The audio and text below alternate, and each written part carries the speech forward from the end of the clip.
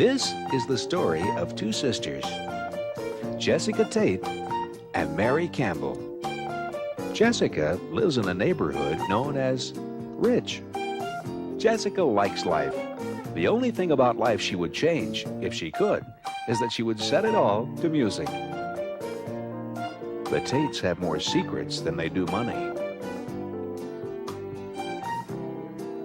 We're approaching Mary Campbell's house. Mary, too, likes life. Unfortunately, life doesn't seem to be too crazy about her. As you can see, the Campbells don't have nearly as much money as the Tates. They do, however, have as many secrets.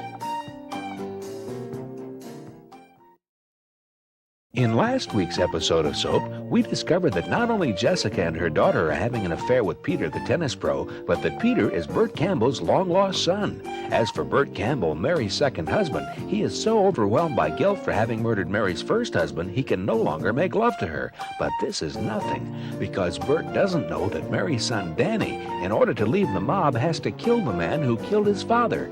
Danny doesn't know that that man is Bert yet.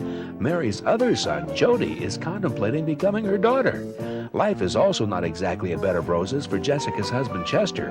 His affair with his secretary, Claire, has become complicated by the fact that she is now blackmailing him. Confused? You won't be after this week's episode of Soap. We begin this week's episode of Soap shortly after Peter's arrival at the Tate home. I just can't believe it. I cannot believe it. I mean, it's such a small, small world. I can't get over it. I mean, my long-lost son from Hawaii comes to Connecticut and winds up teaching my sister-in-law and her daughter tennis. Bet that ain't all he teaches. And then, and this is really incredible, my sister-in-law and her daughter don't know they have the same tennis teacher, plus which he doesn't know their mother and daughter. I'm not finished with that, Benson. And then to top it all off, no one knows he's my son. So what, Bert? So it's a small, small world, and I can't get over it. Can you? Yes. Colonel, where's General Eisenhower? Wasn't he invited? Where in the world is Jessica? In my kitchen, and I wish he would get the hell out of there. I'll get her, Chester. Eat your dinner. Benson, I am not finished.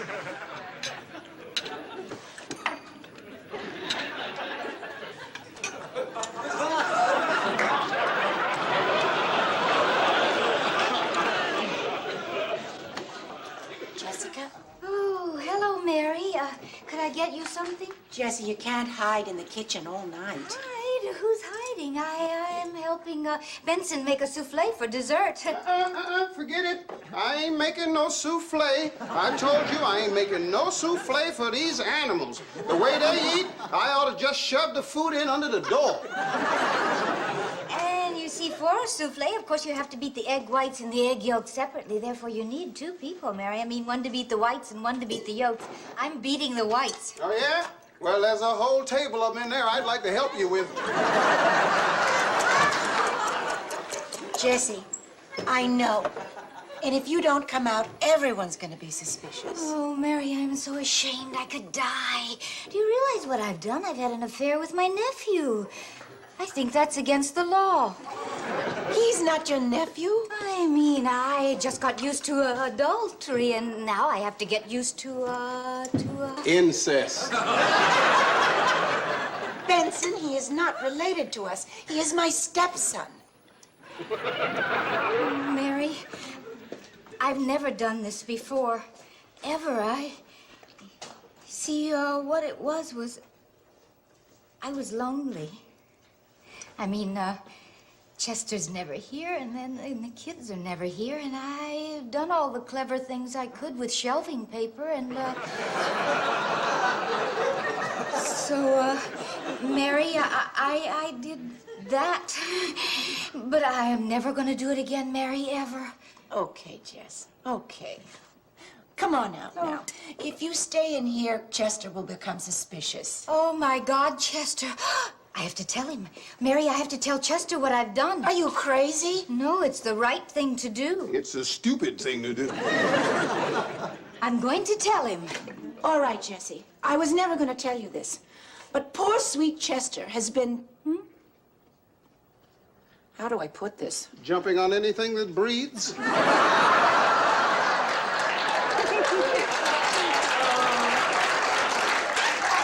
I wasn't going to put it quite that way. Oh, sweet, adorable Mary. I mean, you'd just do anything to keep me from telling him, even to making up that outrageous lie about Chester. Hi, Ma. Hi, Mary. Oh, hello, darling. Can I have the keys to the car? It's locked. But you don't drive, dear. I don't want him for driving. I want him for parking. The car is parked already. Look, Ma, can I just have the keys? I got my date outside and we're just gonna sit in it. But, dear, you can invite her in. I mean, she doesn't have to sit in the car. She likes sitting in cars. Look, Ma, we're just gonna listen to the tape deck and talk. I promise. All right. Here you are. Thanks, Ma. Bye, Mary. Bye. Oh, children. I mean, you work to give them a beautiful house, and then they just want to sit in the car. Jessica? Oh, Mary. Well, this is a fine. How do you do? You invite your insane family over for dinner, and I am the one who's stuck with it. Now, Jessica, either you get out of this kitchen and come inside, or I am sending everyone home. Send him home. Shut up, Benson. I will when you send him home. Well, Jessica? What were the choices again? Come on, Jessica. It's a small, small world, and I can't get over it. Why don't you try, Bert? You know, it's funny. I've been thinking about taking tennis lessons. Get your hands off my son, you fruit. My brother is not a fruit. Stop it. That's enough. Mary. I am not cleaning this. Ain't no way. Bert, stop this, you idiot! Oh. Medic, I've been shot. Drop that, you thug. Good night, Uncle Chester. I had a wonderful time. I've had it with all of you. You are never coming here again. Terrific. Nothing could suit me better. Slobs. Slobs? I'm a slob? Look at you. You got cranberry sauce all over your shirt. Out!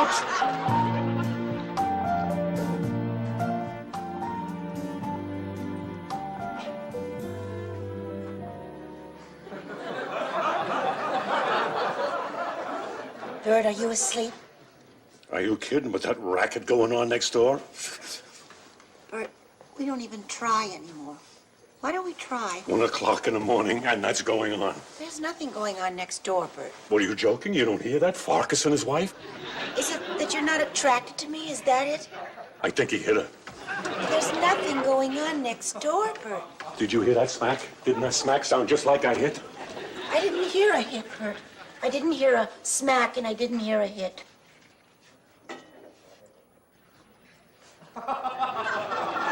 What? I was testing. You didn't hear that? Bert. Mary, I think you should have your ears checked. It's probably just wax, but I would have them checked anyway.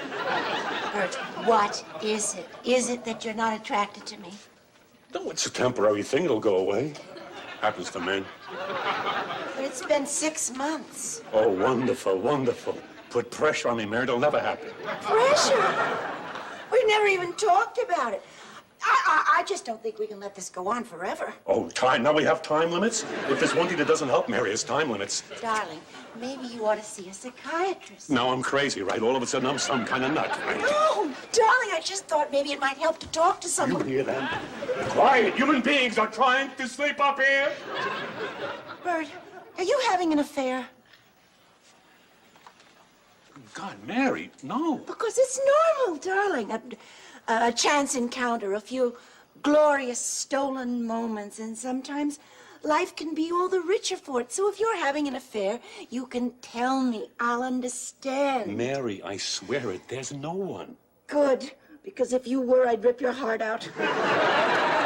Mary, how could you think that, even for a minute? Bert, I bought something today. I think it might help. Now, don't let the title frighten you.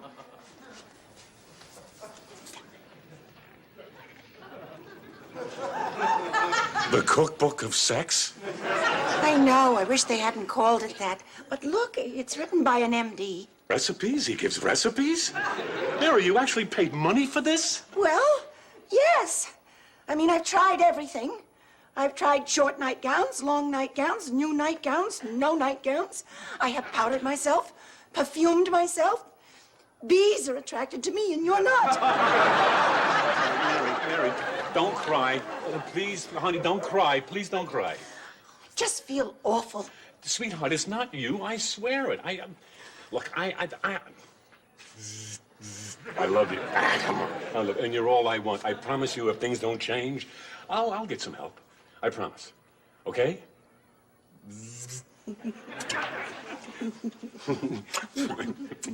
Yeah. Come on. Let's try to get some sleep, man.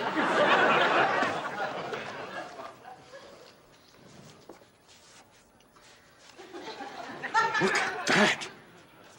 I mean, that's a total impossibility. I mean, the Flying Wallendas at the height of their career couldn't get to a position like that.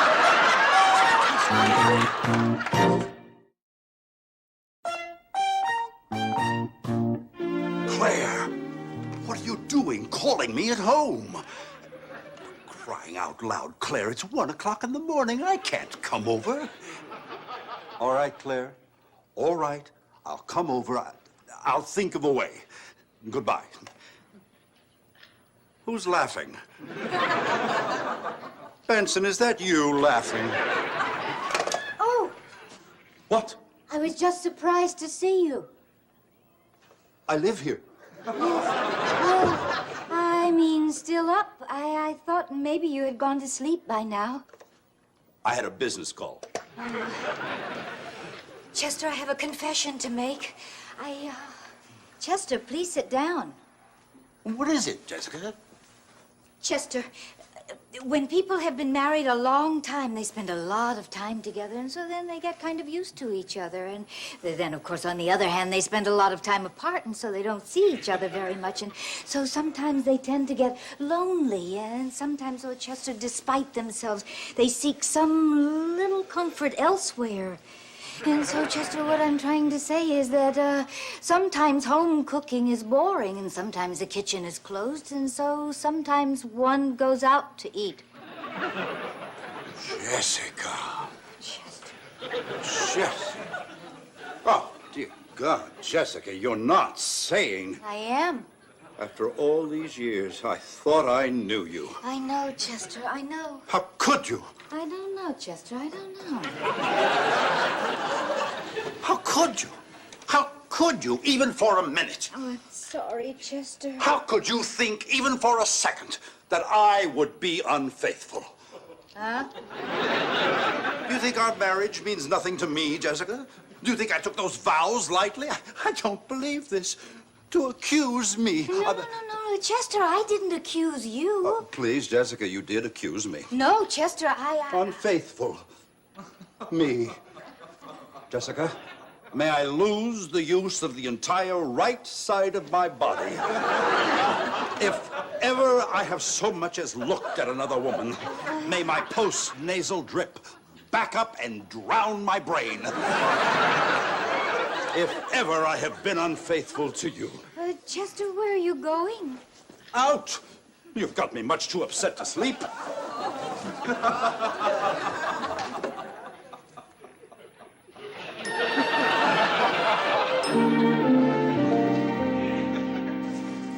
Hold it!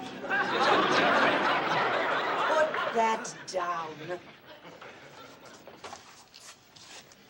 You understand, don't you, that this is the last food fight? I'm making you a promise right now. If I ever see one speck of food anywhere except on a plate, I am leaving.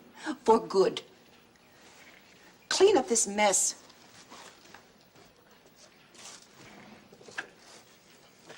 You want a fresh cup of coffee? I think you've got some banana in yours.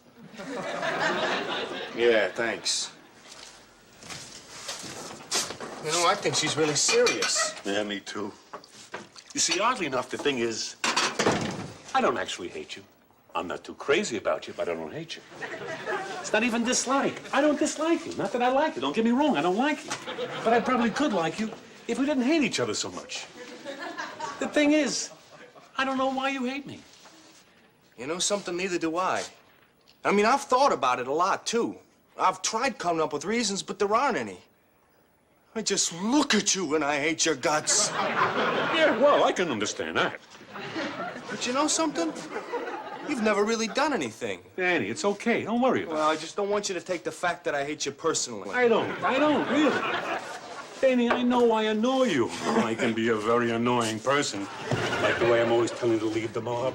I mean, if you want to ruin your life working for a bunch of gangsters.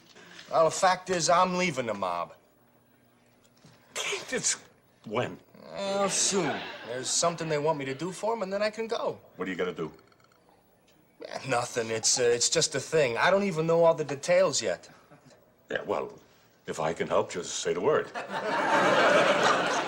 Yeah, Danny, really. Thanks.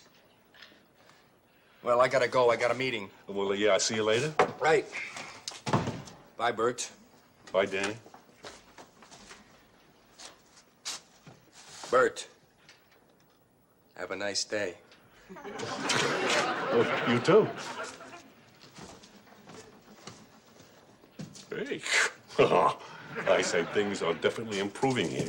Danny and I are becoming buddies. You know, you go fishing with a buddy. My son Peter's here. We could go fishing. Peter could go fishing with Danny and me. The three of us could go fishing. Peter, Danny, and me. And Mary could come. It'd be just like a real family. I better buy 4 new fishing poles. Why 4 new fishing poles, Bird? I mean, aren't you going to invite me? I love to fish. Oh, this is very nice, Bird. Ever think of wearing a bib when you eat? Go away from your fruit. Fruit. Wonderful. You've agreed to stop throwing it. Don't you think you could agree to stop saying it? Can't the two of you work things out? Hey, I'd be very willing, except there's one slight problem. The man hates me. He doesn't hate you. You don't hate him? Well, it's close. Why? I don't know. It's because I'm gay, right, Bert? I mean, you hate me because I'm gay, right? Well? I guess if you need a reason, that's a good one. Bert, it's a terrible reason. I mean, look at me. I'm a person. Bert, look at him.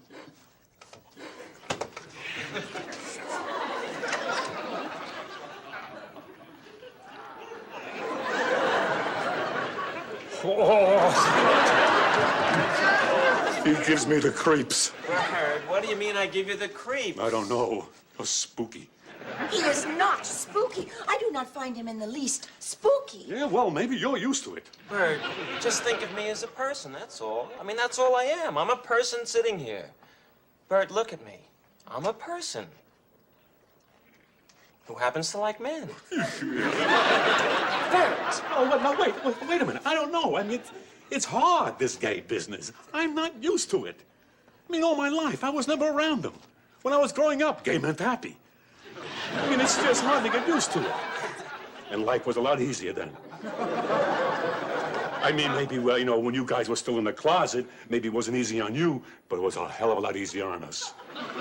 I mean, it used to be you walk down the street, a guy smiled at you, you smile back. Today you smile back. You either get arrested or invited dancing.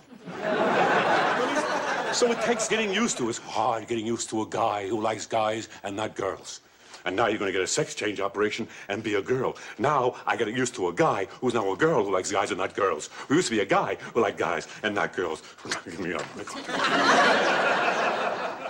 But I'll try. From now on, I'll try to look at you as a person. And I'll try and look at you the same way.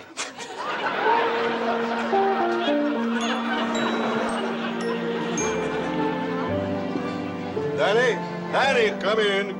Good afternoon, Godfather. Danny, sit down. The fool's getting cold. Godfather, I've given it a lot of thought, and Wait until you taste this, Danny. Just wait until you taste this. No, thanks. I'm not really very hungry.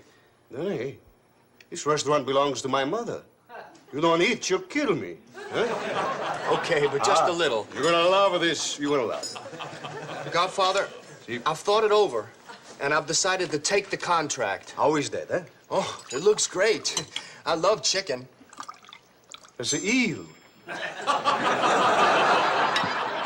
It's good, huh? Huh? Yes.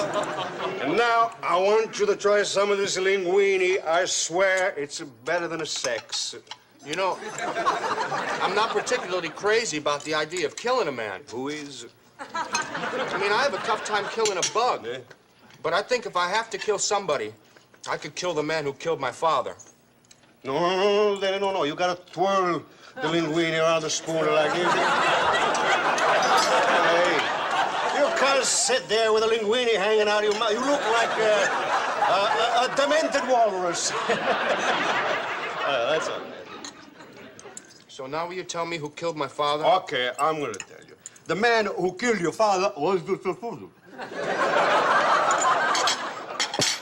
Summer surprise, eh? What? I didn't hear what you said. I said summer surprise, eh? No, the name. Oh, your stepfather. What about my stepfather? He's the one. Bert? Oh, yes, Bert. Oh, come on, be serious. Oh, you think I make it up, huh, Daddy? You think I make up a story your stepfather kills your father and now you gotta... Hey, Shakespeare maybe makes up a bad stories like that. I don't, Daddy. Huh? But why would he kill my father? Because your father was trying to run him out of a business. If I was a Bert, I would do the same thing. Now, I loved your father, Danny, but the sweet man, no. I can't believe this. In the meantime, the Southern Book is ice cold, Danny. Bert? Yes, sir, Bert. Danny, look, you didn't touch a thing. My mother's gonna kill me. Bert Campbell killed my father? There are two things in this life that my mother can't stand to see. A guest host on The Tonight Show and the food left on the table.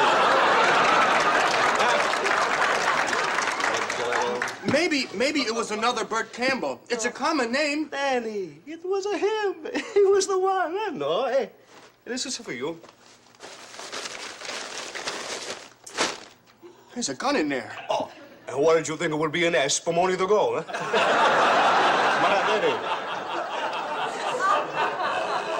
I can't do it. I beg your pardon. I mean, you're talking about the man my mother loves. I can't kill him. Yes, you can. No, I can't. Yes, you can. No, I can't. Yes, you can. No, I can't. Yes, Danny, what is this, a musical? Yes, you can. And I'm gonna tell you how you can by letting you know what's gonna happen if you can't. If you can't, we're gonna kill you. As they say in Italiano. Caro mio, se ne guai. What does that mean? Boy, are you in it?